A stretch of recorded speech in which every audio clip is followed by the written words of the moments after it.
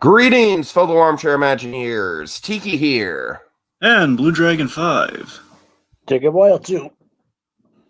Ladies and gentlemen, as we find ourselves on the cusp of Disney's big venture into the world of streaming, even courting a war in the process, we thought it'd be nice to stay up to date on the ever-growing catalog and rule what's a must or a bust on Disney Plus, or as Dragon would like to say, De Plus. De Plus. De Plus. De Plus. De Plus. All right, how we doing, gentlemen? Week 3. I gotta tell you, it's very. I really wish they didn't do this whole like, oh, we're gonna release the first episode on launch day, and then the next episode, a couple days early, a couple days later. Now our numbers are never gonna link up. It's never gonna never. Well, at least for the next 12 weeks, because So, all right, we're doing week 3 and we're doing episode 4s. Yeah. Oh, God. All right. So I got to tell you guys, just right off the bat, we're just going to do kind of like a status report on where we are with the service.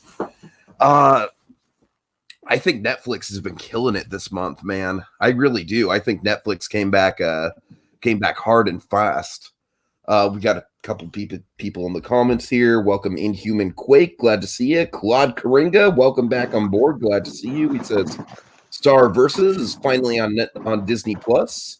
Yes, I've been wanting to get Dragon to watch that just because of the Michael C. Hall character Toffee. But you'll get to that in your own time, Dragon. I think you'll really enjoy that series, at least the first couple seasons of it. Anyway, and Garfield. Yes, Claude Karinga and Garfield. See, if it were Garfield and Friends, I'd definitely be I'd love it if it were Garfield and Friends. Because then I could watch Heatwave, Holiday Heatwave. I watched that on Nickelodeon. I don't know if it was officially a Nickelodeon show, but I know Nickelodeon aired it. That's still, like, the segment from that show still might be our best, might be our best. Christmas in July, yeah. Technically, Nickelodeon does now own the rights to Garfield, so... Really? Yeah, they thought... Oz Inc. is owned by Viacom now. Oh. I know. God, it's so weird how the Garfield movies are on there. Anyways, so random. So, yeah, I just think that Netflix randomly decided, all right, you know what, Disney, we're just going to, no big deal. We're just going to revive Western 2D animation. No big deal or anything, right? Right. Oh, man. Right. So Netflix came back swinging, folks. Jacob, yeah? No, I was being serious. It really isn't a big deal. Well, honestly, Jacob, I do think it's kind of a big deal. I mean, I don't want to undersell it at all. I think Green Eggs and Ham is a wonderful project, and the hand-drawn animation, not let's take the 2D out of the equation. I'm framing this wrong. The hand-drawn animation I am blown away by with both Green Eggs and Ham and Klaus, which I haven't watched yet, but I've heard nothing but really good things about. And just all the other stuff on Netflix this month has been solid as well. So I got to tell you, I have not been dabbling in the Plus this week outside of our usual episodes that we're covering here. So I don't really have much of a tale from the vault this week. And I got to tell you guys, in terms of the technical issues, I'm kind of experiencing it more and more, honestly. Like, it's funny because I feel like most people, their problems like started on launch day and they've been kind of ironed out. Me, it's kind of the opposite. Launch day went out without a hitch, and now I don't know. Yeah, you didn't have a mic cord issue at all. You didn't have like right. Well, no melting asphalt or anything. I cannot watch this on my phone. I just can't, because every time I try and watch something on my phone, it'll do this thing where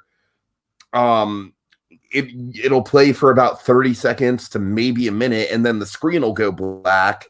But the frustrating thing is that the video will still play, the sound will still be happening and everything. You just can't see anything. And so it's like I would honestly rather it be buffering, because at least then I wouldn't be feeling like I'm missing stuff all the time. That happens to me, but it's not a black screen; just freezes on an image, and then either you basically rewind or you go out and then come back, and that's how I usually fix that. At least for me. Again, you shouldn't have to do that. I mean, that's what I've been doing, but at most I'll get like a minute or two before I have to do it again, and it's just not like this on my phone is just no bueno right now. The good news is it's not happening as frequently as for me. It just happens from time to time. I like to think it's getting better, but that might be the optimist in me. I don't know. Yeah. And then importantly, let's get to the news. The news, folks, they've answered our prayers. We have a continue watching tab. I was so impressed when I saw that, and I was like, "Oh, happy day! Look at this glorious new feature." They listened to the feedback. I forget who mentioned during the last show. I don't know if it was you and Human Quake or Claude Coringa. I think it might be one of you two guys. I'm not sure who mentioned the little basically the it was the in the help section on Disney Plus. The same thing. There's a similar feature on Netflix where you can request like future shows to be put on there. Now, no progress on that quite yet, but I'm saying this continued watching thing gives me hope if they're listening to feedback. Yeah, I only have one issue with this continue watching thing, and it's not in the fact that it's there. Obviously, I love the fact that it's there, but gotta tell you, it doesn't happen all the time. But maybe 1 out of 5 or 6 times I'll go to it. This was happening to me specifically, so it might just be like a weird bug with one specific episode, but I think it happened other places. But specifically, it was happening when I would try and watch World According to Goldblum, where I would go to the continue watching tab, and I was like maybe 5-6 minutes into the episode, and it just start over from the beginning. So I don't know if you have to be like a certain runtime into the thing for it to click with the continue watching. I don't know. Well, it's funny. This is I don't want to curse the darkness here, but it's while I'm just elated that we have a continue watching, as in like things will pop up if you're in the midst of binging something, like, oh good, I don't have to sift through everything to find the show again. Hooray. I'm happy with that. Now I will point out this though, again, not to curse the darkness, more of a light the candle mindset here, but I got to the end of a season I was binging, and it only basically it was then recommending like a new show where like ordinarily if you binge the first season of something, it's going to take, okay, let's start season 2. It's like, wait, what? I gotta go back, gotta dig through the thing again. I gotta go to season 2 and started from there. So it's again, first world. These are all issues that are going to be ironed out, but I don't know. Like I said, in the experience I've been having, I literally think it's just the fact that I'm not. I think you probably have to be about maybe like 5 minutes deep into something for the continue watching to click, or else it's just going to go back to the beginning. But that shouldn't be the case, because a lot of times, due to the nature of my work, I'm sitting around for long stretches of time, and then suddenly I'll have to like get up because someone's rolling in. And so, a lot of times I'll be like, I'll take a couple minutes here and a couple minutes there.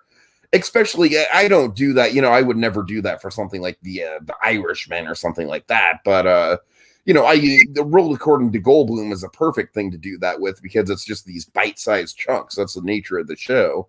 So I don't know. It's a weird issue I've been having. I haven't had it with everything, but I've had it at least with Goldblum and Noel. All right. Okay, what's our next bit of news? Well, it's again. Let's talk about kind of lighting a candle in the darkness here. More good news. Apparently, it's a false alarm on the expiration date on the title so far. I mean, there was a rumor that, again, I said it wasn't fully substantiated, but the word was that things are going to be disappearing rather fast. Basically, they're going to have the old shell game going on, like Netflix does, where basically things. They won't just stay on Netflix. They won't stay on the streaming service. In this case, there was a fear that, at least so far, the big determining factor was by November 25th, that Princess and the Frog was still going to be on there. And it's past November 25th. It's still on there, and they're adding Coco and all sorts of stuff to to the thing. So far, so good. So far, we haven't lost anything, and fingers crossed, it's just not going to go away, and that's the big advantage that Disney Plus will have. Yeah, hopefully it was kind of just a false alarm with that weird Princess and the Frog thing, wherever that leak came from. I'm saying there are other listings. They're saying Princess the Frog is the most prominent, the most, and the fastest of things to look at. Like, oh god, it's only launched. It's only been a couple weeks. Yes. All right. All right, so folks, I'm going to. They say a picture is worth 1,000 words, right? I'm going to pull up a picture here, and we're just going to see just how rushed the Baby Yoda merch was. All right, are you ready for this? Yeah. I don't know if you guys are ready. All right, let's do it. Damn. Talk about some cafe press bullshit right there. All right, so just to give a wee bit of context here. So, of course, folks, as you probably gathered, Baby Yoda, of course, right now, doesn't really sport a name. I think he's technically credited as the child, but the point being Baby Yoda, as we're all calling him as, because we don't have any determinate species on what Yoda is, so Baby Yoda. For simplicity's sake, Baby Yoda's the breakout star of Mandalorian. Everybody loves, man. Like, screw the porgs, man. If anyone, like, that porg was kind of cute. Screw that porg. Chewbacca ate that porg, man. We're all for Baby Yoda, darn it.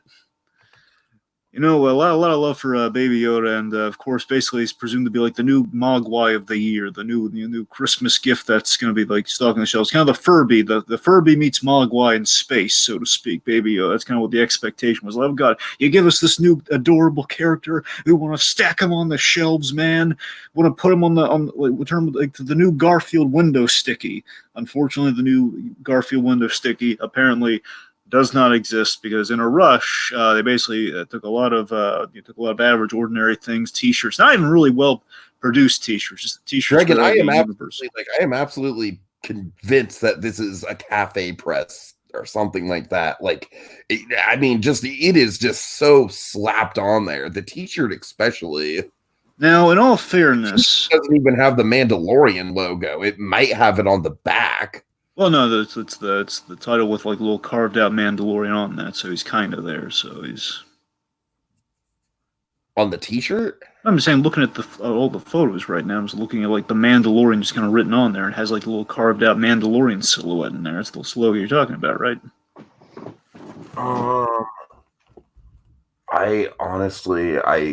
Dragon, I don't see any. I don't want to slow down the podcast, but I do not see any logo on the t-shirt.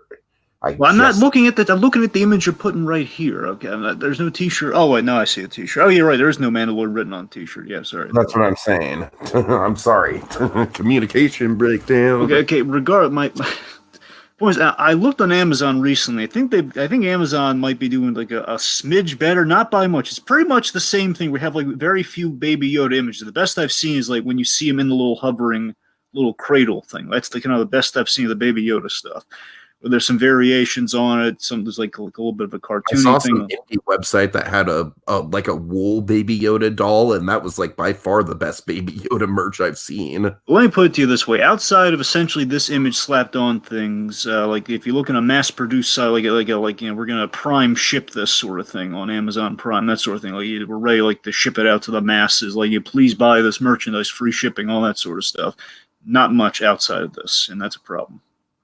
I mean, forget about the plus. We need the plush. That's what I'm saying. Seriously, how have they not done like an ET doll of Baby Yoda here, or at the very least? Because here's the thing: the Mandalorian does have a few Funko Pops out there, and as far as I've seen, no Baby Yoda. Now, bear in mind, Baby Yoda is supposed to be a surprise to the ones they've done ahead of the show, I imagine, because you have IG-11, right. You have basically the main two. You have Mandalorian, IG-11. And those are the main two I've seen. I don't know how much more. I guess the rest are. I assume the next prominent thing we're going to see of Mandalorian is going to be Baby Yoda in pop form, and then we're going to go from there. Which ideally would be plushes and more stuff, or at least more images or more. Because right now, anything you're going to find is going to be really serviceable with Baby Yoda. It's going to be kind of custom merchandise, like specially made merchandise, which is ridiculous. I mean, it reminds me of the days of Buzz Lightyear when they did Thinkway Toys. You even had that line Toy Story 2 where it's like short-sighted retailer did not order enough dolls to meet demand. It's like one of those situations where, oh my God, big hit basically a month before Christmas, much like Toy Story coming out, and nada. We got nothing. Yep. Not even good cups, man. Just cups all with a basically bumper sticker on everything. It's pretty much working with here. I mean, I don't know. It's not even that great of an image of Baby Yoda, if I'm being honest. Like, it's fine, but it's not like an instantly iconic shot or anything. Yeah. I don't know. It's odd. It's odd. I mean, like I said, it's just the fact that, like, if this was a cafe press, right? Like, if this was like a podcast putting out this merch or something like that, that'd be totally fine. Yeah. But it's the fact that Disney would, I mean, it's just so obvious that it's just generic merchandise items with an image slapped on. I don't know. Okay, two things. My mind. Yeah. Okay, one, just to give you an example of a streaming service that has their own merchandise and does way better. I mean, again, it has a little bit of this, but believe me, it does eons better in terms of what their merchandise is. DC Universe, DC Universe and their streaming service, they have exclusive merch on the store and on the store on the site. Like, you can buy exclusive figures that are like basically like the animated series line they're doing now, but for the Justice League, like you can only get on DC Universe, or if like you went on eBay or something, I guess. You have like T-shirts and stuff that, again, are like, the point being, they have exclusive stuff that, again, feels like really well produced and well made and at the rate. That's what Disney Plus should be doing, but they're not. I mean, this isn't even exclusive to Disney. Yeah, it's not. That's what I'm saying. This is even sadder. I mean, I go in the Disney store on a semi-regular basis, and I tell you, man, and they have a Star Wars section. Go to the Disney store on a semi-regular basis. Well, That's kind of horrible. I mean, I do go to the Disney store. I mean, not frequently, but I'm saying I do go. I do step foot in the place. I do go when I'm in the mall. When I'm in the mall, after a movie or something, if I'm basically hanging out or after the movie and I have time. I'm always going to the Disney store was an event.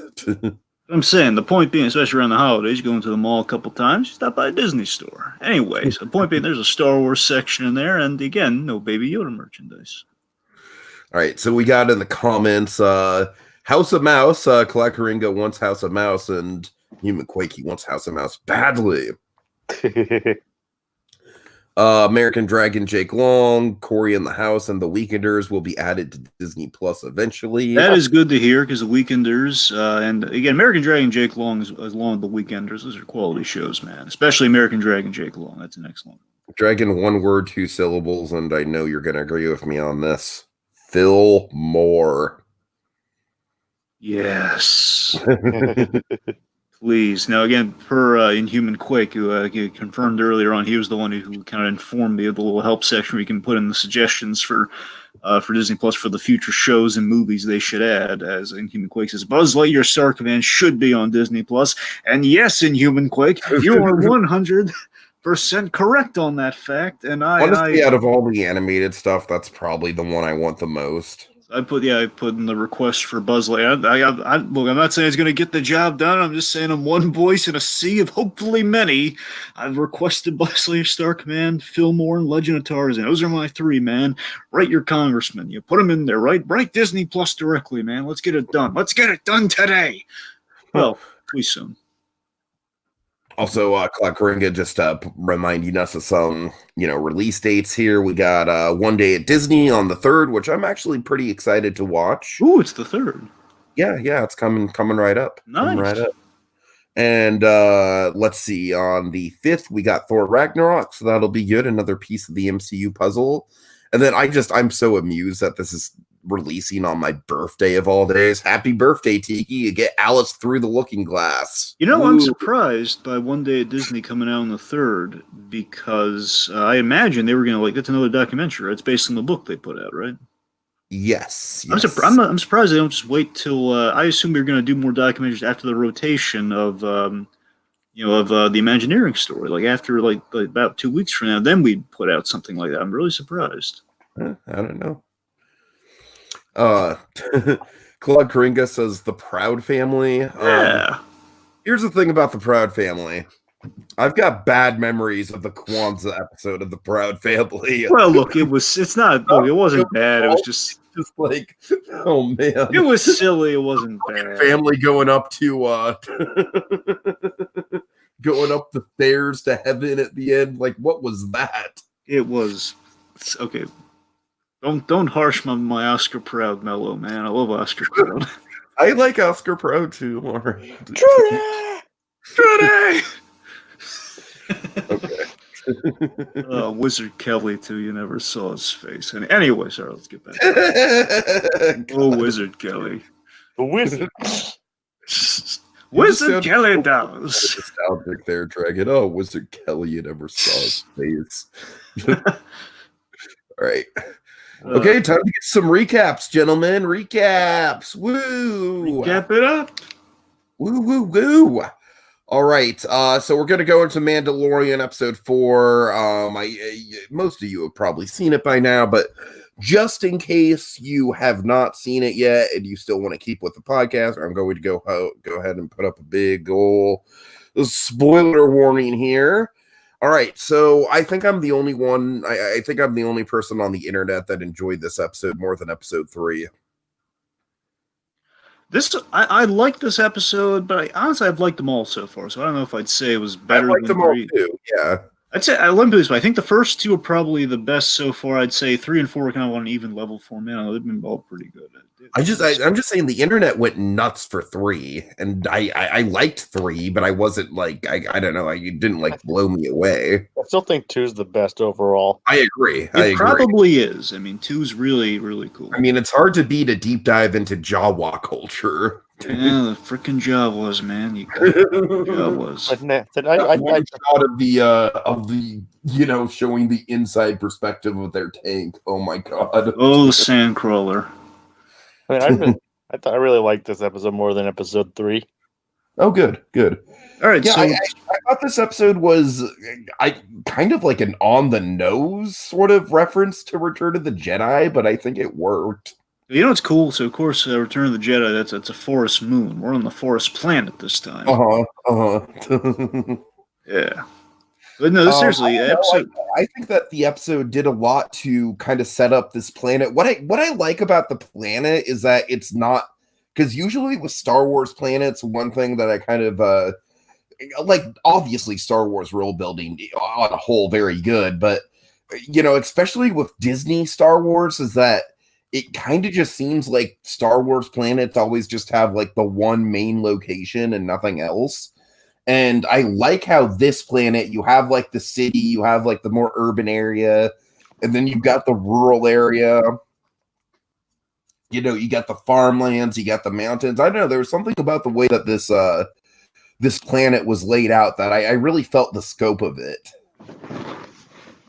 Well, I really love how this episode, we continue the Western theme again, kind of the Samurai Jack / kind of the Western direction, the very Tarkovsky-esque.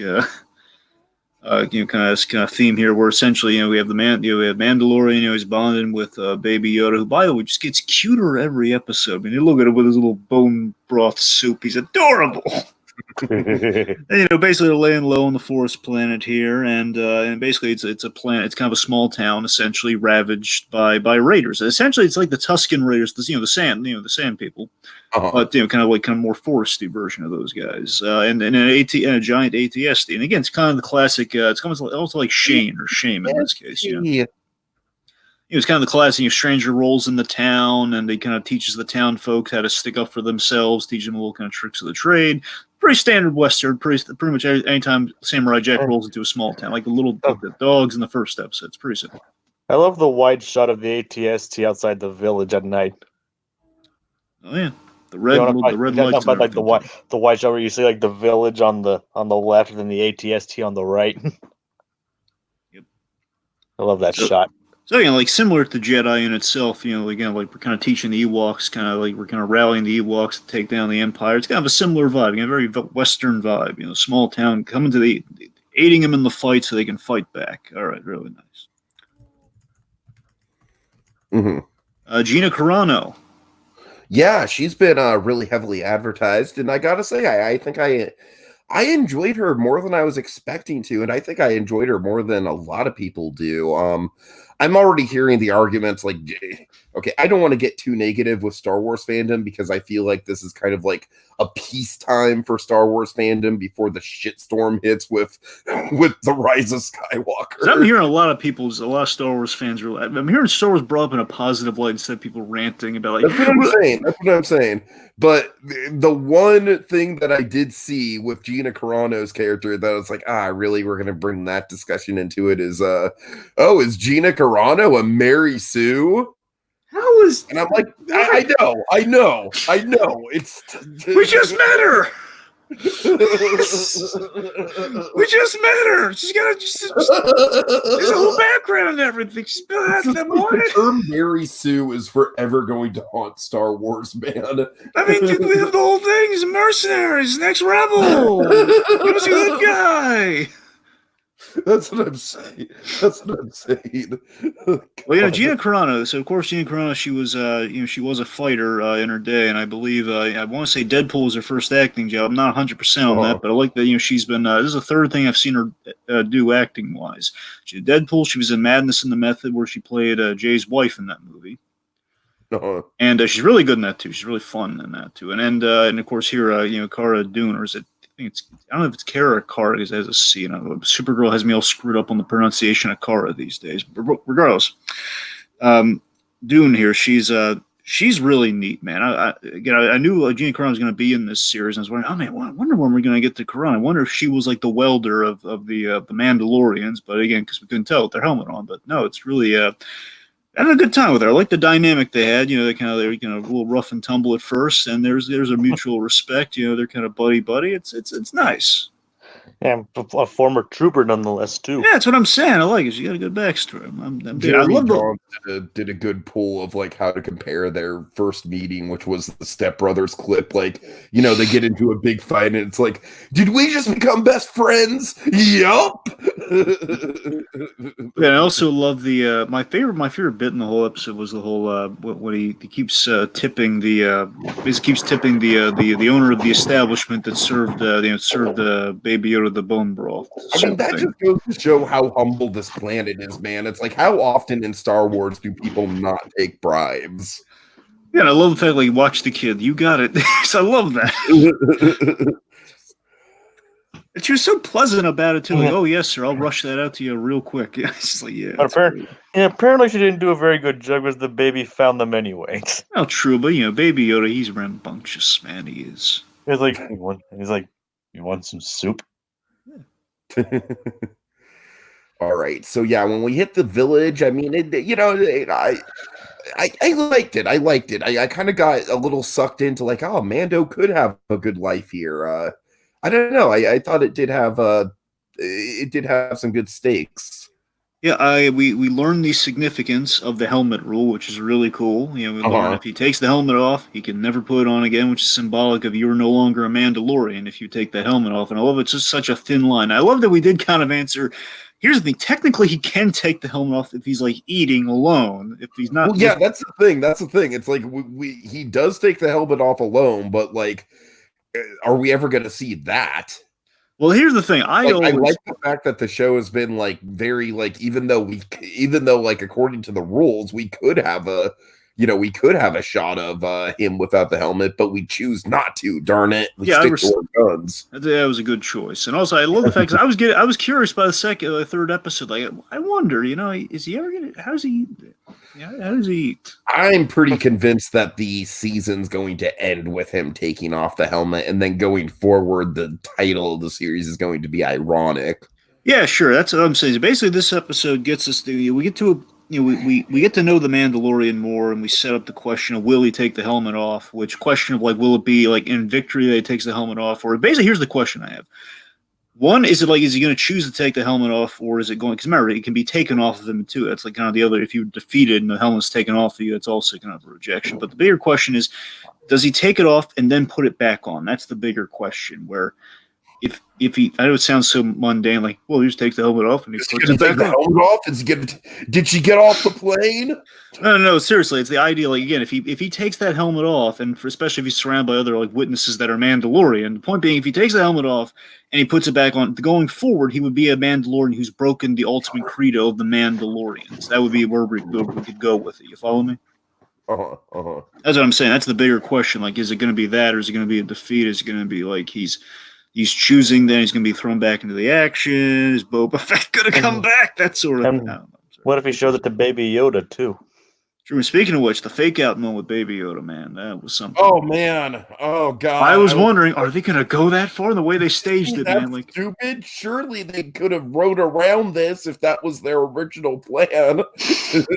Wouldn't you have respected the crap out of them though? They killed Baby Yoda. I would. I mean, the thing about that, if they really did go with that, then it's like there'd literally be no way of telling like which characters on the show would get written out, which would be one-off characters, which are going to come back, because we still don't know about IG-11. That's still a question. Remember, we only have 8 episodes. Regardless, he could always come back in season 2, I guess, with a grudge. Yeah, but still, it's like he's.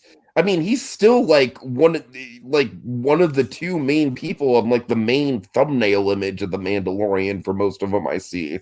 Yeah, right. Also, Karana's in that image too, so implication being she would come back. Then again, if it's going to say, hey, the first season involves these characters, and one episode involves her, one episode involves that guy. But another way of looking at it too is might be a whole when we go in the Scaramouche, the Scaramouche angle, where we kill him off seemingly in one episode, but he comes back as comes back later. Scaramouche. Sure, Scaramouche, baby. Bam. I'm sorry, not baby. It's been a while. Bam.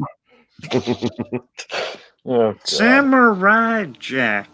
Samurai Jack. Okay, anyway, let's get back on. Scaramouche was just he was just a treasure. All right, so lastly, so again, we've rounding out the episode here. So now we've established the Mandalorian has a problem that even if he wanted to hang it up, even if he wanted to like stay with O'Mara, kind of the nice lady that he kind of settled down with there, he kind of helped, kind of bonded and kind of saved the town. He's kind of in the old westerns, like, maybe I could hang it up, but then again, it comes to the mature decision of, what, I'm gonna keep the kid can be safe here. I'm gonna move on, do my thing, because I'm not quite ready to settle down, which was our serviceable thing. Of course, the near death of Baby Yoda shakes him to the realization. Here's my problem: bounty hunters are still going to come for the kid, so they're tracking this kid somehow. And with the key fob, all these guys have the fob, and they're going to keep coming after the kid. So he now has a problem that he has to figure out on the land, which probably is going to be in the next episode. Mm-hmm. Okay. All right. So we got some action in the comments here. Human Quake very much approves of Gina Carano. Yeah, man, Carano's cool. I like her. She is really good in Deadpool. Claude Karinga says, I think Disney Plus. I think to make Disney Plus originals even more amazing if some of them were to go on for more than 4 seasons. I mean, I'm always a believer that shows should go on exactly as long as they need to. So, for example, Gravity Falls, 2 season long show. Totally, like, that was exactly the number of episodes that they needed to tell that story. I definitely could see some. I don't know. It's tricky going forward with Disney Plus. I think the mark of a Disney Plus show that's going to be like a true original is if we ever get anything that's an original IP and not connected to a cinematic universe or anything. Because with the Marvel Disney Plus stuff, I really don't know how they're gonna like do a 5-season arc and then tie that into the movies. It could get messy. Mando, I think, does have the potential to be like a nice 4 or 5 season arc if they really want to stretch it out. I think like Samurai Jack style Mandalorian has the potential to do like a lot of bottle episodes that develop the characters. Remember, the only truly original stuff we have on Plus right now, or continue to keep coming on Disney Plus, are going to be the Pixar shorts, the Spark shorts, technically. Right. I mean, I'm just saying, like, in the future, down the line, if they develop an original series, that's a true original series. Yeah. And then Monkey has, I love this comment. Has anyone made a Mandalorian Mulan mashup called "I'll Make a Mandalorian Out of You"? Oh, that's glorious. I love that. Anyways. All right, so I think the spoiler talk for Mando is done. Let's move on to Imagineering stories, shall we? Mm-hmm. Right. Yeah, this episode it was kind of a roller coaster because I knew in this era it was gonna be like, all right, we're gonna get a little bit of Disney Sea right at the beginning, and sure enough, that's what it was. It's kind of the the calm before the storm. And I mean, I will say pretty goddamn definitively that Disney Sea is like number one on my bucket list of theme parks to visit. I don't know if I'll ever get there. I don't like long plane flights, so it's like, the idea of the 15-hour plane flight kind of gives me a lot of anxiety, but we'll see. We'll see. Yeah, Monkey says that shot of the Pooh's Honey Hunt test vehicle crashing, that was really good. This was definitely a solid episode. I don't really. What do you guys think of it? Very much the fall of Eisner, kind of the Eisner era of Disney. I think it really well kind of summed things up there. It's we got to see Animal Kingdom, and I basically got some stuff. This is kind of the fun experience I have going to the Imagineering story, somewhat blind to things where. There's certain segments where you kind of know the story. Of course, the Walt era, very much so. You can have that one in there. And again, basically, it's kind of this fun discovery, like the logical things, like, oh yeah, this would fall around this time, or like Animal Kingdom and the cruise, the cruise lines, which really that was the first one really got me, like, oh my god, it makes sense. That sounds like an Eisner call too. Well, yeah, let's get the cruise line. And basically, the cruise lines are kind of the symbol of commercialism with kind of this era of Eisner, where a lot of stuff he did was very commercial, and again, that was kind of his strength at that time, which of course only got him so far. Where basically Eisner's folly was that. He ran he ran things like a businessman, not a creative. Uh-huh. I think that really shows. And of course, the big theme in the title of the episode is hit or miss. And of course, we kind of explore that. Some things are going to be hit, some things are going to be missed, and some things are going to be California Adventure. Well, it seems like he went from being like the guy who ran things like being creatively, and then transitioned more into the commercial guy. I felt so bad for Eisner in this episode, honestly. This episode to me kind of like cemented Eisner's legacy because, oh man, the moment that really sealed it for me was the Disney's America thing where Eisner was just, in the interview, he's just like, if Frank were alive and if I were in better health, then it would have happened. Would have happened. Yeah, you're right. You could just feel so much regret, it's like, so Eisner, I just think is like such a fascinating, like black sheep, tragic figure, not just in Disney, but I just think like in the history of business in general, he's just a fascinating guy. Eisner did try, but I also feel that Roy E. Disney was also correct in that when we have the bit that towards the end where Roy Disney basically in an interview looks very much like pulled from the Wake and Sleep Beauty documentary, for being frank.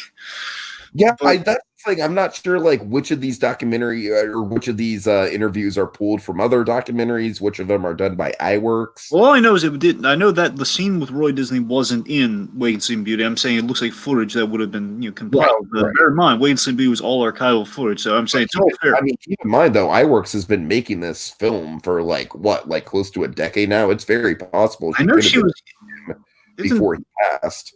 Exactly. I know that. That's what I'm saying. I'm saying it was all the archival stuff. It's fair game because it was archival. It's all the archive still exists. So by all means, my point is the bit when Roy E. Disney says, and basically there's like we see it visually expressed in the documentary a bit where Eisner he got scared after a few failures and he played a little too safe, and basically all the development at that time was going, I believe, towards the films, less to the parks because of the risk and just kind of the continual misses around that time, right? Mm-hmm. I mean, that was kind of a nice kind of again kind of sums things up there. Where again, Roy also has a point. Again, that like Eisner, he's kind of jumping while he's still tied to the cliff. He's not jumping without any fear of falling. Walt would have done. That's the big. I think that's the great thing when we have it serialized like this, where you see. We've seen how Walt led the thing. We saw like the rest of Walt's ideas kind of go when in the second part, and then the third part's okay. We bring the new boys, and episode 4 now we're seeing maybe they don't quite have the same spark as per that whole period, that Wake and Sleep Beauty period of again no no one's Walt, and it shows. And these are guys trying to be the next Walt, and they're trying to be like, the Uncle Mike doesn't quite ring. Hello. Exactly.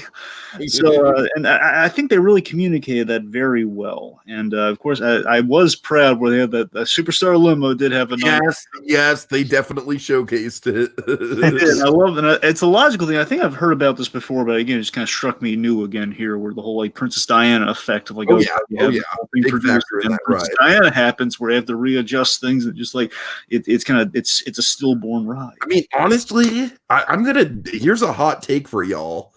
If the Princess Diana situation never happened, which of course that would like have a ripple effect in its own right with other things, but just in terms of Superstar Limo, if that wasn't a factor, if that wasn't a controversy, I honestly think we could have gotten a good ride out of it.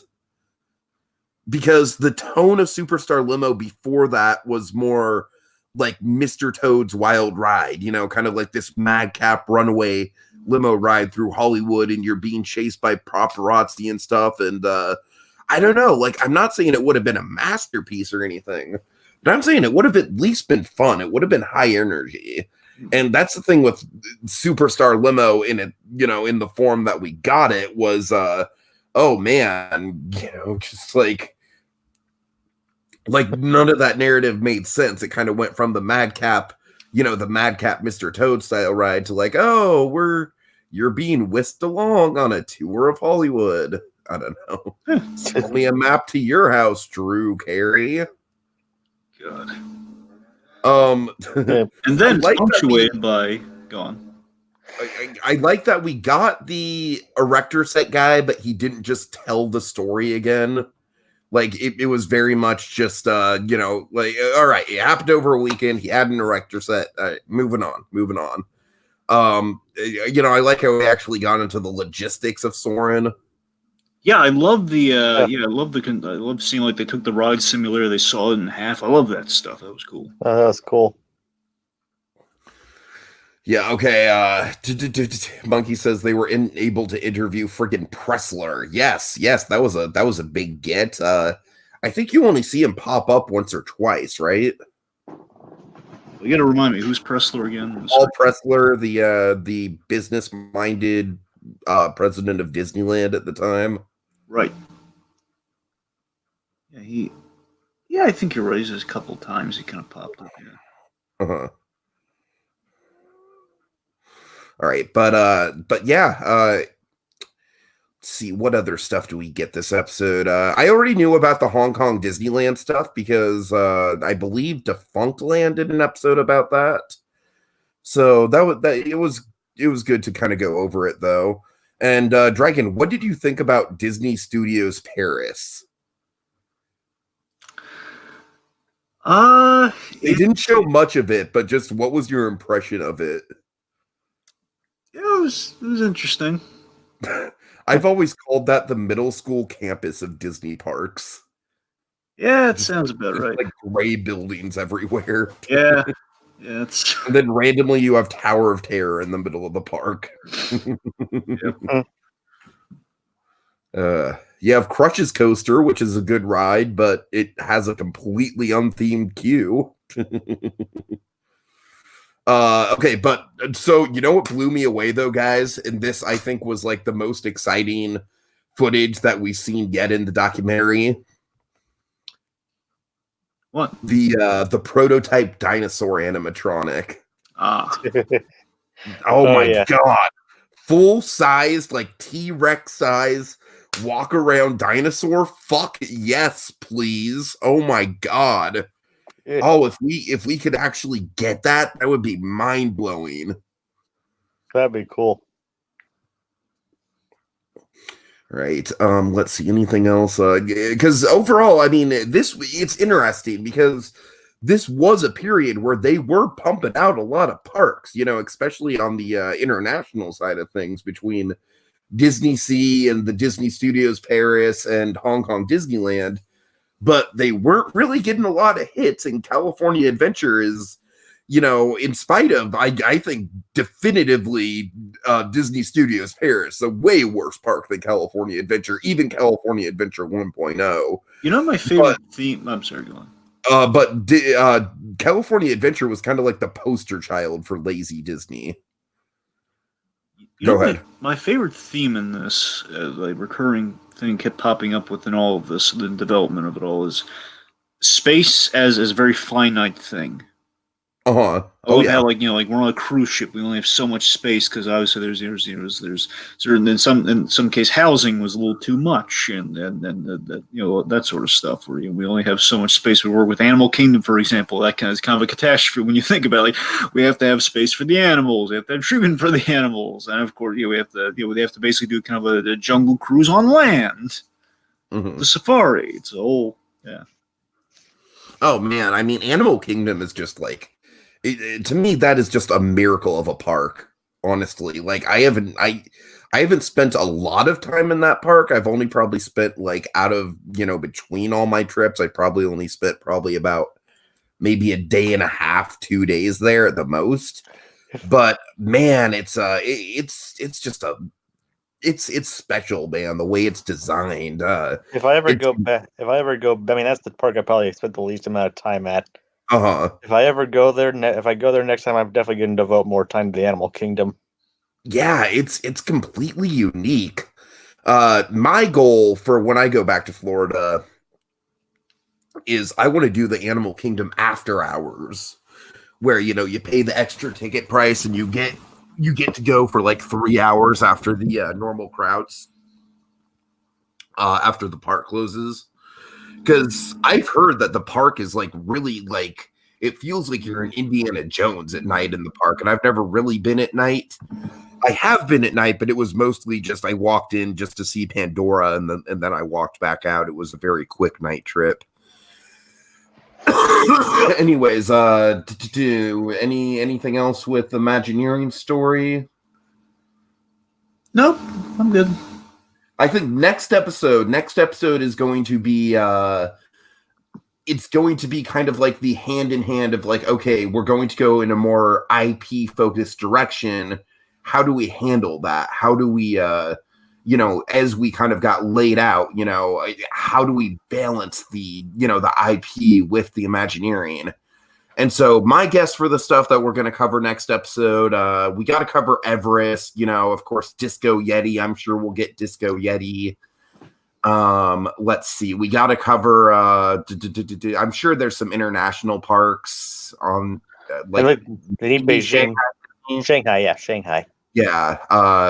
Although that might be episode 6 because that just recently opened up. I kind of want to see like more in-depth stuff on Hong Kong, like the whole feng shui of it all. Well, Hong Kong definitely had a revitalization with Mystic Manor. So that's the thing, though. I'm not sure. Like Mystic Manor is also fairly recent, so I'm not sure where episode 5 is going to end up.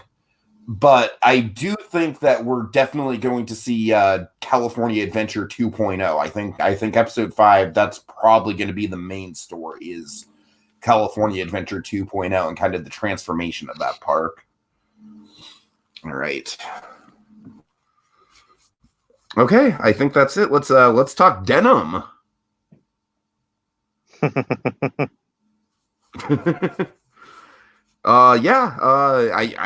I'm kind of saying the same things every week with Rolled According to Jeff Goldblum, but I just think it's absolutely like it's scientifically perfected comfort TV. I mean, I don't know. I love Goldblum's energy. I love his interactions with people. You get the sense that Goldblum is just like so enthusiastic about every little thing that he's doing. He's not half-assing it at any, by any means. And the thing with this show is that there is a lot of travel involved with this show. It's like he is going from, place to place, and it's not nothing that he's like doing all this stuff. I'm actually pretty impressed with the scope of what they had him going. He was going from like LA to San Francisco to Colorado. It was really interesting. See all these different places and their history with denim was pretty unique too. Yeah. Like that Indiana jeans guy. That guy, I feel like Goldblum kind of like met his match with that guy. At certain points, Goldblum was almost, I feel like, kind of like, oh god, this guy is like more intense than I am. I've never seen somebody so fascinated by jeans. Dragon, what are your thoughts? This one, I thought this one was fine. Didn't grab me as much as the other three did. I gotta be honest. This one, No, I'm with you just because of the subject matter. Yeah. Honestly, I think it's just this one kind of proves that there's even some subjects. Goldblum can only spice it up so much, and I feel it was serviceable, and it fit the mold of what we've been liking so far. Just like, yeah, not as like kind of fun, and like it doesn't have the childlike wonder as the other three did. I don't know. Yeah, I don't think it had the same punch as like the others did. Like the sneakers, like talked about, like I think it was like a better example of the consumerism and expectations. Ice cream was better on the emotional side, and like I think tattoos was like a good mix between them, even with a bit of like the history thrown in. Yeah, it's like an artistic. That one is honestly my favorite one out of the four. I love the ice cream one. That one. I mean, the ice cream one is fine. There wasn't a lot that really kind of blew me away from a factual point of view on that one. That one was more of a travel one, though, like all the places he went with. That's what I'm saying, though. That's what I'm saying. With the tattoo one, I really kind of felt enlightened by some of the stuff that they were talking about. So I found out. So we're gonna have 12 episodes of Goldblum, at the very least for a first season, or I presume it's gonna get more seasons. So at least Goldblum shot 12 of them so far. That's gonna be our first lineup, and either they're gonna have like a different kind of thing for National Geographic, or basically then by that point they'll be starting season 2 or some such thing. Yeah, it's interesting. None of us really know what's going to happen once these shows kind of run their course, because Imagineering Stories only got 2 weeks left. Mando's halfway through its run. But Mando's already shooting right now. They're shooting season 2, and ideally, I guess, of course, we have Obi-Wan on the way, so there's that. Right. And of course, when is the first Marvel thing going to drop? That's going to be August, I think. I think that sounds about right. It's supposed to be during the not the spring but the summer. It's supposed to be like around time. I think around time Black Widow. That's when we're supposed to get Falcon Winter Soldier. Yeah, I know it's Falcon Winter Soldier. I think it's August. Okay. Anyway, what if though? Oh, that's gonna be great. Anyway. Oh yeah. So one thing with Goldblum, I did love the fact like half the population's wearing jeans. Love that. I mean, I guess the thing that I didn't really connect with this episode is that I feel like, unlike the other three, I don't really think this one had a strong thesis statement to tie everything together. Yeah, you're right. You know what I mean? I mean, it's kind of like similar to the whole shoes thing. But I think with the shoes thing, I feel like the thesis statement was more clear there, where it was more kind of like about the passion that people have for shoes and like, look how big shoes have gotten. That's the thesis, right? Like, look how big shoes have gotten. Look at how far ice cream has developed. Basically, the thesis for this episode was like, jeans get worn down, and they shows what people do. Pretty much. I mean, here's the thing. The thesis, it was just kind of like bouncing all over the place. Go ahead, Dragon. The thesis for the jeans seems to be, again, that the most passion you really got is and the thing starts with like half the population is wearing jeans, but we don't really kind of thread the needle on that. No pun intended. We don't really. I mean, we don't really kind of do a little bit at the end with the with the Dallas the Dallas line dance, the LGBT line dancers. That was kind of a neat little way to end things. I liked where we ended. I mean, again, it was fun, but not really jean related. Though it was more line dancing than jeans. That's what I'm saying. No, I think it was jean. I think it was jean related because it showed that everyone kind of had their own personal style there, and I did like the message that it was like a thing that would it allowed them to express themselves without I don't know. It was but I'm with you. It wasn't very strong. I think this is one that should have touched more upon the history of it rather than you know what I mean? Yeah, I feel like it was kind of like half history and half cultural influence, and they should have maybe chose one or the other and stuck with Yeah. it. I don't know. Yeah, maybe. I mean, I don't want to sit here and be like, no, it's a bad show, bad move on them, and Darmcourt chair quarterback, and be like they should have done this and this and this. But I don't know. I mean, I am with you that out of the four, it was the least engaging, but I still think that Goldblum's personality is infectious. That frankly, he can fucking talk about. Like honestly, it's like I say phone books, but like even saying that, it's like, oh, I wonder if there's a little hidden industry behind phone books and how that works. You know what I mean? Maybe Like, okay, maybe just to broaden it, like him talking about print or magazines or something. what? No, that's even better because magazines have a long history to them. Are you kidding me? I would like. I'm really looking forward to the barbecue one next week. Oh, I am too. As a foodie, I am stoked for that one. Well, there goes my surprise. All right. Well, hey, yeah, I mean, hey, it's like there's the sneak preview, so Yeah, you're right. You know, I'm half joking with you, Jacob. I'm just It auto plays, Dragon. It auto plays. Well, I don't watch it, but anyway. Right. Yeah. Again, I feel like it was kind of funny that the Indiana Jeans guy was almost too much for Goldblum to handle. But yeah, I mean, I'm kind of with you. I thought the laser bit was neat. Like that was probably cool. the most informative part of the episode. That was cool. Like how they like burned the jeans to create the design. That's what I'm saying. Like, you know, like the shot of like the jeans literally getting burned with the razor and with the laser. I mean, that was cool. That was cool. The manufacturing part element of it was pretty cool. That's what I'm saying is like the episode was fine, just not as spectacular, not as like driven as the other three, perhaps. Okay. All right, and now it's time to get into some. Oh wait, no. I'm sorry, not yet. Attaboy. There we go. Okay. So, question in the literal sense here, Forky, ask a question. I have a question for Forky. Why do I always forget that this thing exists? A little too complicated for our poor little squirk. Let's simplify Forky, this. Here, to go, Forky. I don't know. All right, I'm sorry, folks. This is like 3 for 3, where I've just like it's not even that it's a long investment or anything. It's just I have literally forgot that the new episodes are on here.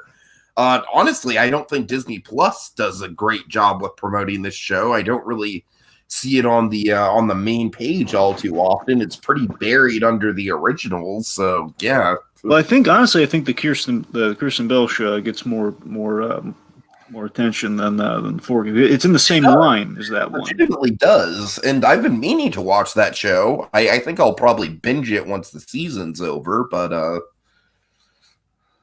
anyway. Go ahead. All right, so the question this week is, what is time?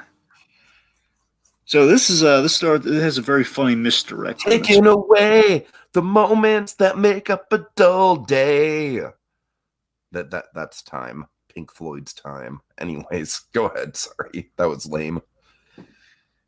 Anyway, so this one starts with a very funny misdirect with basically like if you look at like the little thumbnail image on the video and everything, and the kind of the way the thing starts, it was a picture of Forky, standing next to Old Timer. You remember the Old Timer?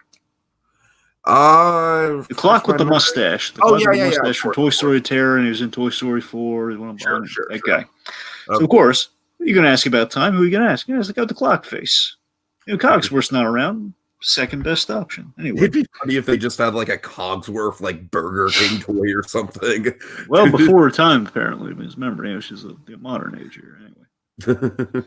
Regardless. So the Old Timer, of course, here's the hysterical part, okay, is Bob Pearson being a genius. Of course, Bob Pearson has been so far directing and writing both of these, and he's been doing a great job so far. We have so Forky does not. We have the Old Timer there, and you think, okay, I know where this is going. Okay, he's going to ask the Old Timer. You think it's going to go? Well, no, he says, "What is time?" But he doesn't ask the Old Timer. He asks Rex. What is time? and here's they keep it simple, so I don't give away all the goodies here. They just keep it simple with the premises. So it goes to Sean on point.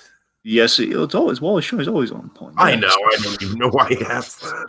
Kinda Except I would maybe argue Mr. Robot. That was a weird day at the office for Wallace Shawn.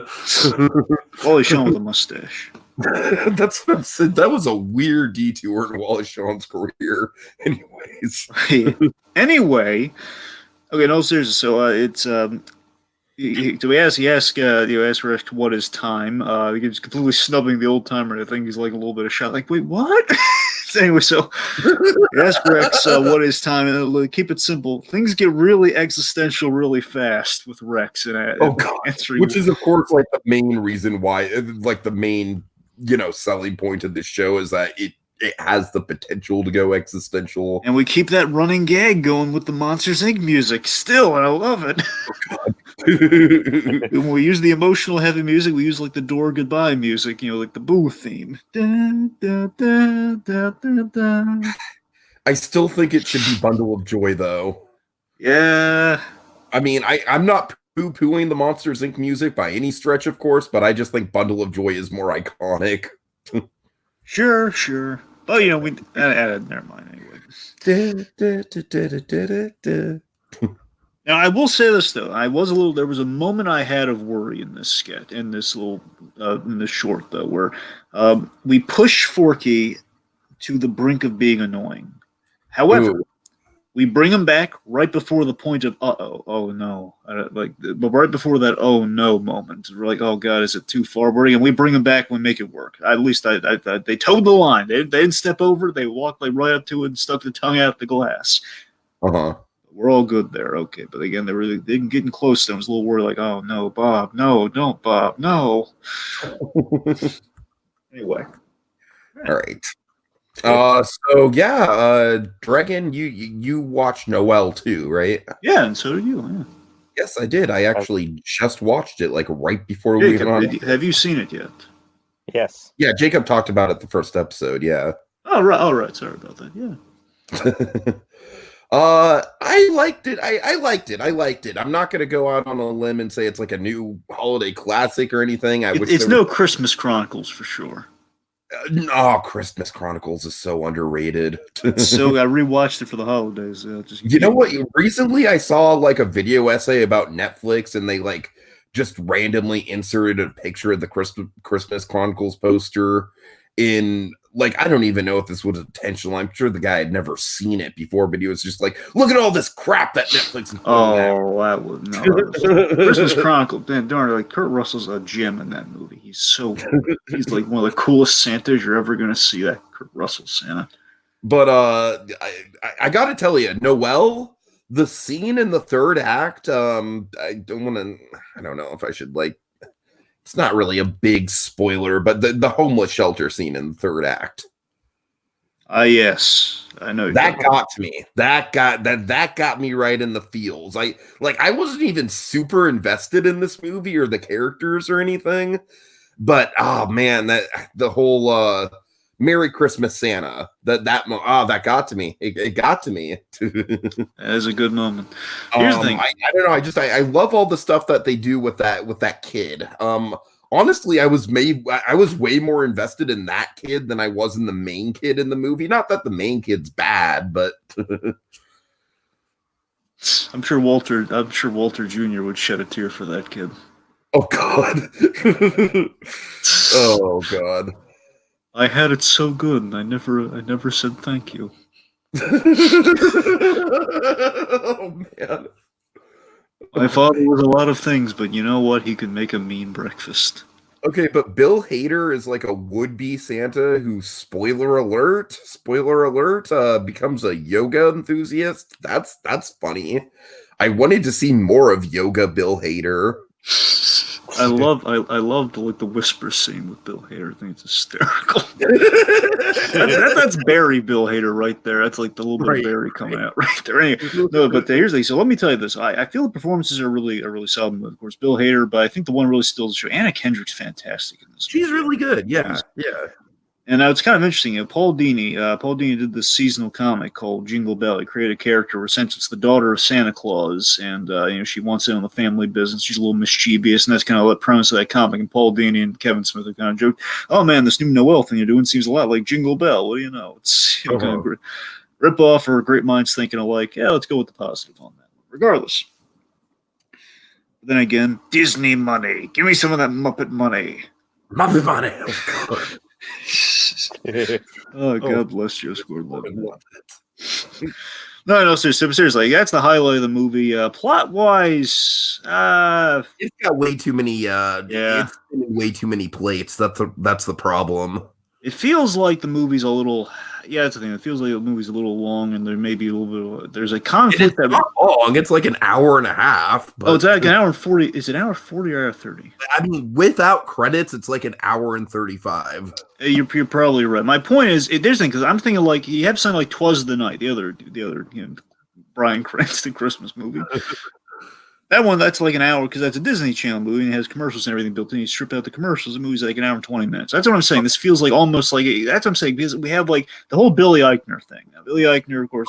You could cut that from the movie. Nothing against Billy Eichner, but it's a fact. Cut that from the movie, no problem. I mean, outside of maybe the whole only 2,000 kids are nice. And then the confrontation with the and I love how all the fucking kids, they have text messages on their phone, not letters.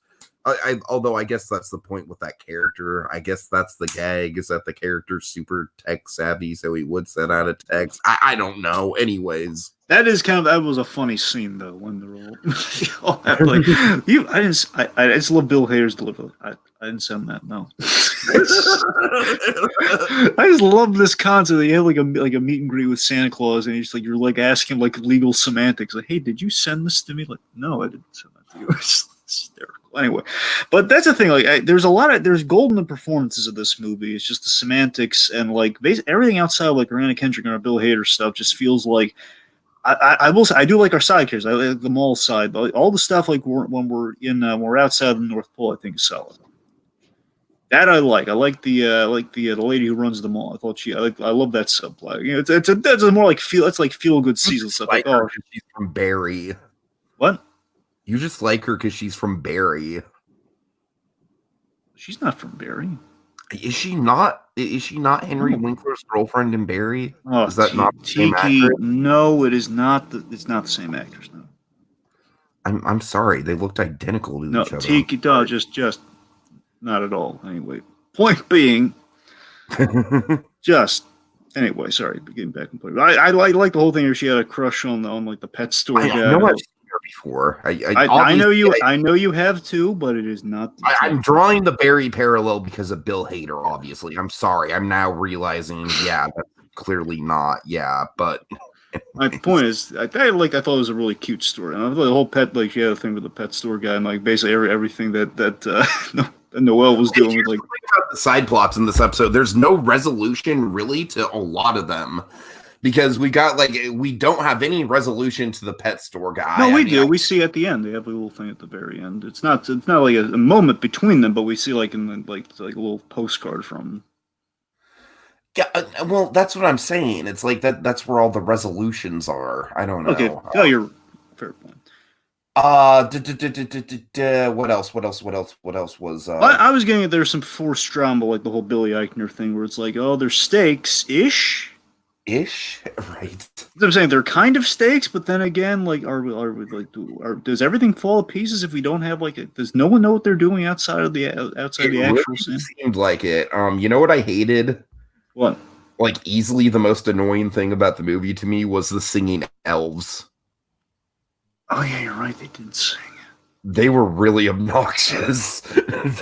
Well, how did you feel about the CG? Because that's really want to know. How did you? It was not great. So I'm not crazy, right? So CG was not. I mean, there's a few really weird production things with this movie. A couple times I noticed that there were scenes specifically involving the fucking what's his name, the would-be romantic interest if this movie, like, the PI, I forget his name. Yeah, was weird because like that went nowhere. Well, that's the thing. It wasn't romantic though. It was friends. Well, I know. I don't know.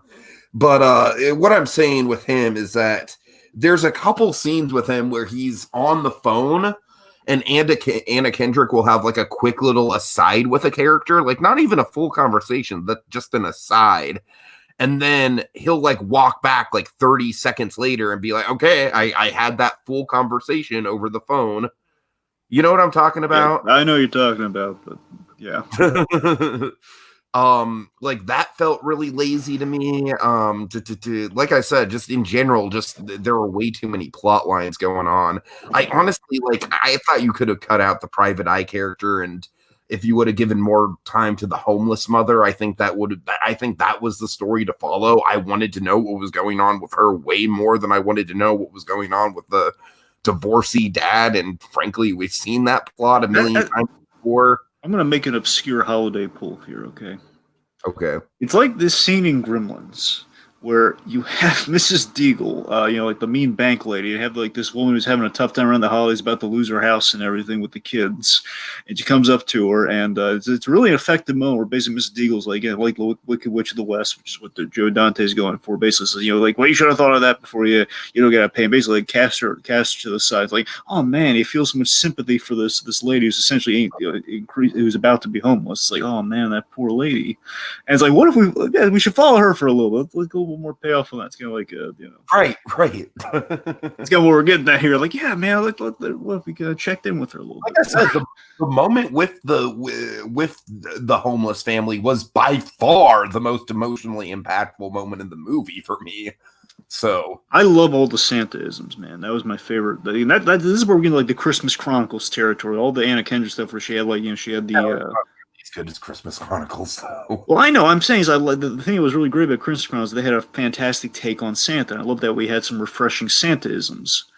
Did. I mean, we did. Like the idea that Santa is very bilingual, and that was like a really cool idea. And that that's cool. I don't know. I wasn't blown away by the Santa-isms like I was in something like Arthur Christmas or something like that. Oh, sure.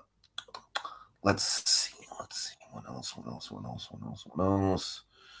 I don't know. I mean, in general, like I said, it does a good job with its message. I think the message is it's very nice. It leaves you with a very nice feeling, and the performances are good. It's just very obviously like, I don't know. Like, do we know if this was meant for theaters or not?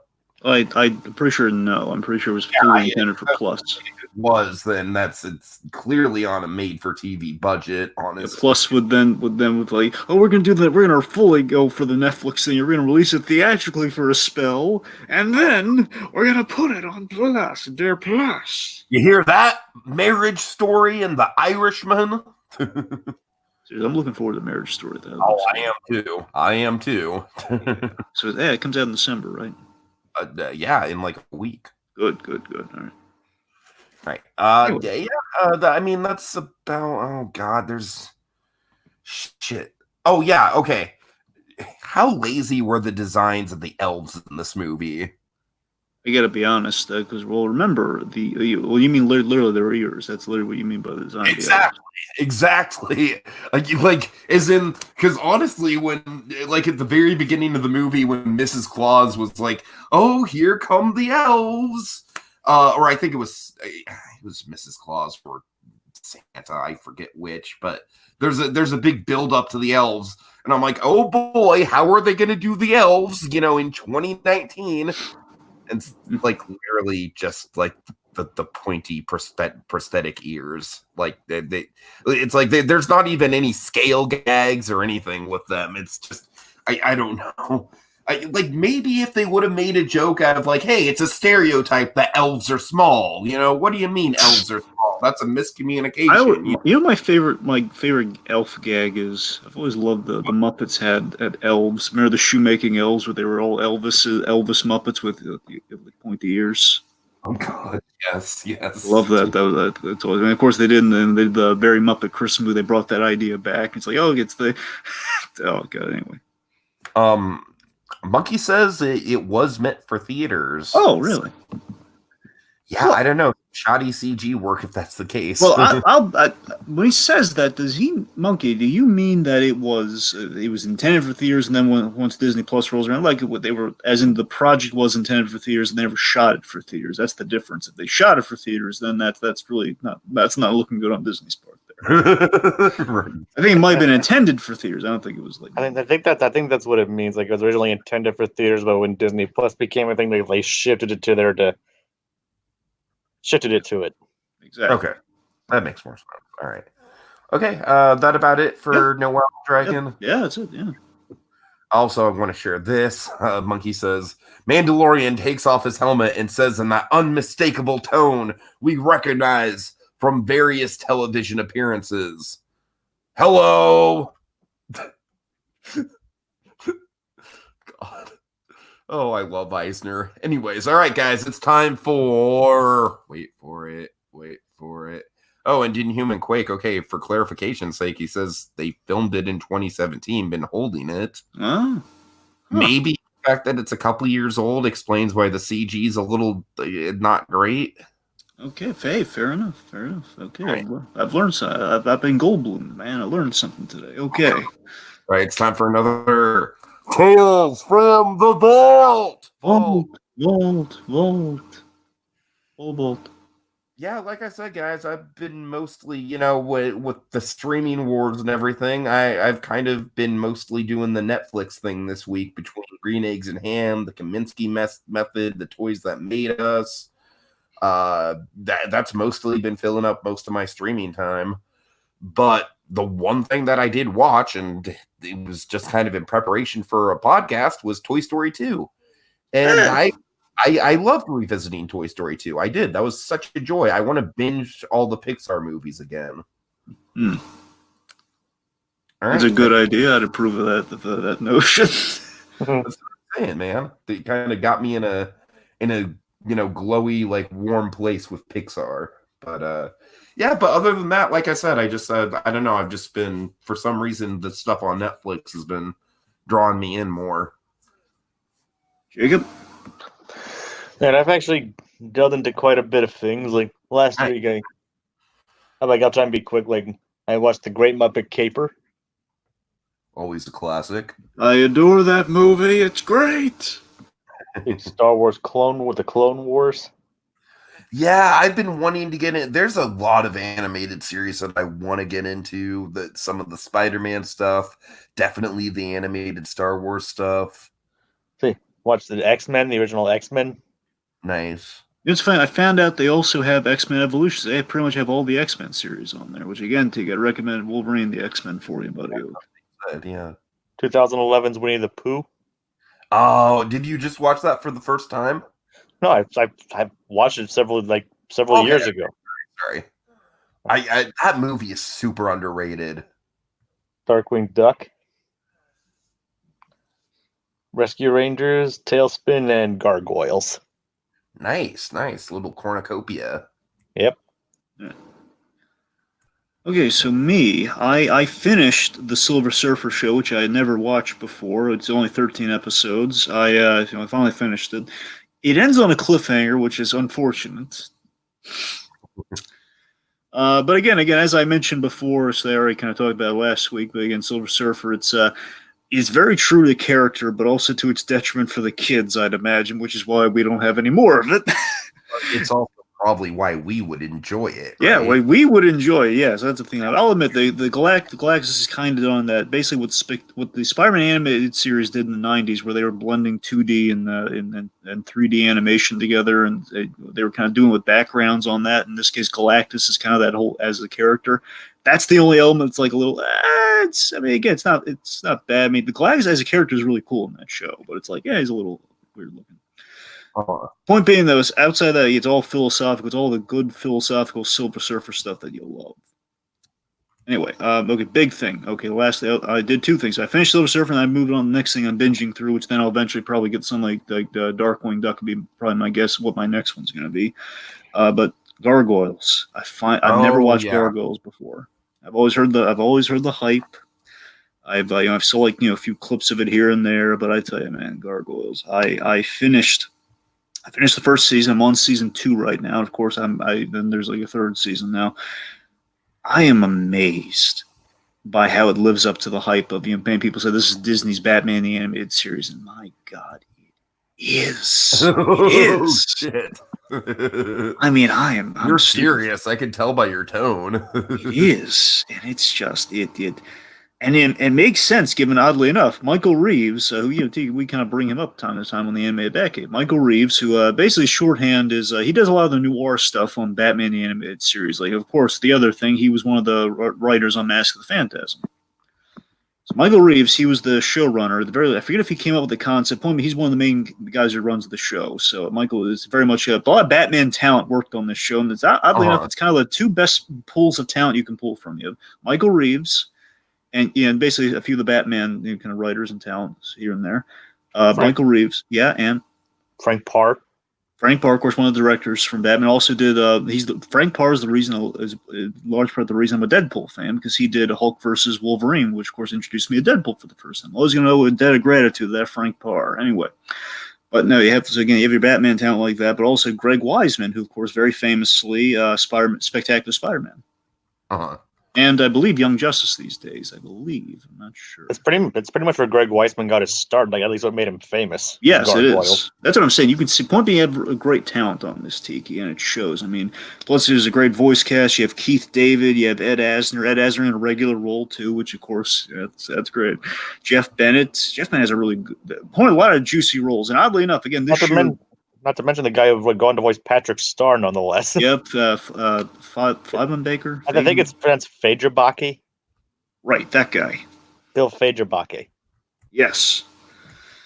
Anyway, so Point, you got a great cast. Of course, oddly enough, I met Keith David this year. I got him to sign a picture. It actually includes a picture of Goliath, the gargoyle that he plays on. It's kind of nice. Nice. So basically, TK, have you ever heard anything about the premise of gargoyles? Oh yeah, I know all about gargoyles, man. I've just never I've seen episodes of it. I've just never sat down and watched it from beginning to end. I mean, the premise is just ingenious. This whole the whole Scotland medieval times is kind of your starting place. The first episode is like kind of a multi-part. It's like a movie essentially. It starts off the whole thing. It's like, and you know what? I have vivid memories of the Nightmare Before Christmas VHS having a trailer for said movie. Which they kind of compiled in like a Buzz Lightyear Star kind of way. It was like a Disney standard thing of like doing 5 episodes to introduce the series kind of thing. Yeah, sometimes it would work like a Buzz Lightyear Star Command, sometimes it would be an Atlantis sequel, so. Oh God. That's the thing, like I love this whole there's such great themes of I love the betrayal and the distrust that happened in the flashback and the base in the beginning in Scotland, and this kind of led them to lose their home, and that's why when they kind of awaken in like 90s or at least modern day for us 90s New York, they have some trust issues, and I love the daylight factor. I love the ticking clock of they can only exist at night because when the sun rises, sometimes they'll be in the middle of a conversation or something. They'll be stuck in they'll be turned to stone. Of course, there's also like a danger factor of like the bad guys ever found out where they were, smash the stone. But it's also but they also heals them too. Yeah, exactly. Again, it's a great conceit. And I tell you, here's the one that had me my jaw on the ground, like, oh my God, this lived up to the hype even more. It was already good, man. This is where it turned exceptional. The gun control episode. Yeah, I've heard a lot about that one. Yeah, I mean they have. I'm amazed. They have guns, and here's the rule. I'm going to give kudos to Disney Plus because I heard some people worried about this, even in our own comments from a few weeks ago. They didn't censor it at all. Like there's a lot of things they could have censored, and they didn't. Yeah, you guys told me that. Like I remember this was off air, but you guys told me like they censored Xantos's walk barefoot into hell line. That's actually still in there. Yeah, it is in like the first episode or something. Yeah, that's the second episode, but sure. Yeah, they're really like. Not censoring a lot of their old stuff. I mean, obviously they did pull some stuff, but like their shows that have that controversial content, they actually keeping a lot of it in there. I mean, there's blood, there's legit guns. I mean, this is a thing where this is during a time where Batman lucked out in that they could do guns, but they had to like do these little subtle workarounds. And of course, other shows like Spider-Man the Animated Series, they had to use laser guns. So some networks you're a lot more kind to, others not. But again, on Disney of all networks, they got away with everything. It's amazing. And really only on gargoyles, though. Yes, yeah, it's spectacular. I mean, technically, Tailspin had a couple guns, but it was like few and far between. In gargoyles, they had legit guns and laser guns. Yeah, the best of both worlds. Yeah, and the voice acting is bar none too. It is tremendous. It is. I'm head over heels for Gargoyles right now. Oh, and Nice. Jonathan Frakes plays the bad guy. Jonathan Frakes from Star Trek. You know, like Like it's yeah. it's a recurring thing with Greg Weisman's work. He always casts people from Star Trek in his work. Yeah, well, yeah, you got great talent. Damona's voiced by someone from Star Trek. Like Elisa's mom is that's like Nichelle Nichols. Yep. There's so much great time. We're going to be here all day. Point being, Gargoyles, folks, recommend. Of course, we have some activity in the comments here. Somebody, Inhuman Quake says, Greg Wiseman is doing a campaign, hashtag keep binging Gargoyles. Now, I presumably, you got to remember, Greg Wiseman, if I'm remembering correctly, Greg Wiseman is also doing Young Justice. I want to say he is. Of course, that show came back, so it's all in the realm of possibility, folks. These Greg Wiseman shows coming back. I mean, fingers crossed for Spectacular Spider-Man in this current climate. I wouldn't expect it, but I'd be elated if it were the case. I don't think it's going to happen, but Gargoyles, man, I'm in love right now. Let's do that while we're at it. Bring back Gargoyles, man. Age of Miracles. Unfortunately, Post Endgame world, anything is possible. Unfortunately, the whole Spider-Man deal is like tangled up in different kinds of rights. Like, Yeah. so like they'd have to like find a good. If they can barely agree on movies, I doubt they're going to be able to agree on Exactly. TV show. Unfortunately. Unfortunately. All right. Okay. So yeah, I think that about does it, folks. Thank you so much for watching. Of course, we will be back next week breaking down Mandalorian episode 5, Goldblum's barbecue episode, Imagineering story, the penultimate episode. Yeah. Yeah, right. What was Tiki's obscure pick of the week? Was that a thing? I don't know. Maybe I'll bring it back. Who knows? But yeah, big thanks to everyone in the comment and Human Quake. Monkey provided some really good laughs along the way. We had Claude Karinga in here. Thanks so much for joining us, guys. You are the reason we still do this. You're awesome. Tune in tomorrow night for Movie Memoirs. And yeah, short circuiting. Because I just realized that I don't have the outro pulled up. Dragon, stall the folks for a second. Folks, I know you're walking into kind of like an unfamiliar cantina, but you know what? When you need something, that, you feel a hunger, but you don't want to eat something too heavy. I have the meal for you, man. Bone broth. Give it to your infants. Have some for yourself. I mean, folks, I know we're coming up on the holiday season, but you know what? Sometimes you need sustenance before you have the candy canes, if you know what I'm saying. So you know what, folks? Get some of that bone broth. You know, make you need get some crackers while you're at some space crackers too. And don't forget to tip the waitress to watch your kid for you. Yes, absolutely. Because you know, waitresses, you tip them around the holidays, gets everyone in a nice mood. All right, that'll do it for us this week as we holster our remotes till the next installment calls for the draw. Mano y mano, just Plus and Us. They're Plus and Us. They're Plus. They're Plus and